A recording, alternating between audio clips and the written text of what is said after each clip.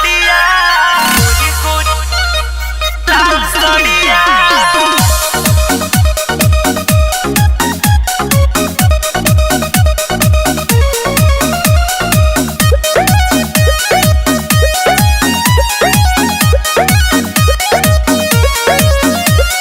गोरी गोरी देहिया पे लाल सड़िया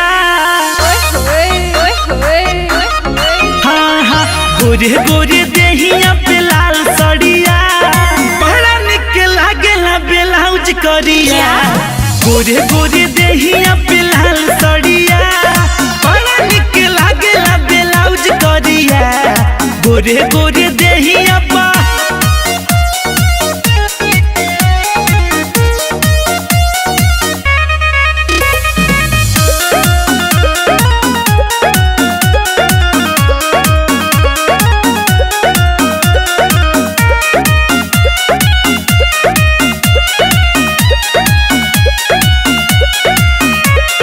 गजब के तोहार स्माइल बा कातिल यादा है स्टाइल बा कोमल के जैसन खिलल जवानी पूरे पूरे गदराइल बा पूरे पूरे गदराइल बा गजब के तोहार स्माइल बा कातिल यादा स्टाइल बा कोमल के जैसन खिलल जवानी पूरे पूरे गदराइल बा बोले लूटा लागे बड़ी मीठ गोरिया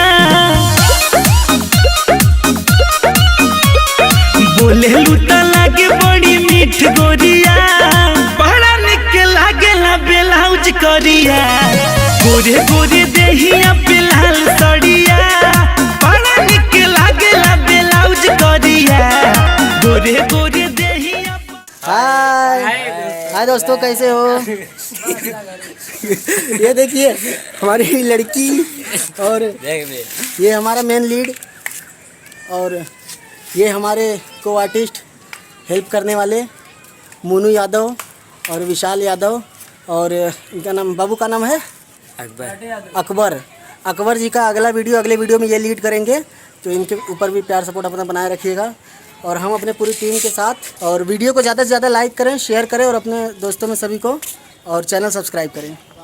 और आप लोगों को क्या बोलना है बोल दो, बोलो कुछ बोलना है। मेरे वीडियो को अच्छा लगा तो लाइक करें, चैनल सब्सक्राइब करें, वीडियो को शेयर करें अपने सभी दोस्तों कमेंट करें। हाँ।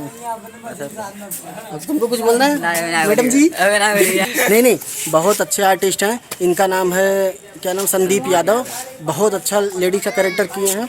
आप लोग इनके ऊपर अपना प्यार सपोर्ट बना रखिए।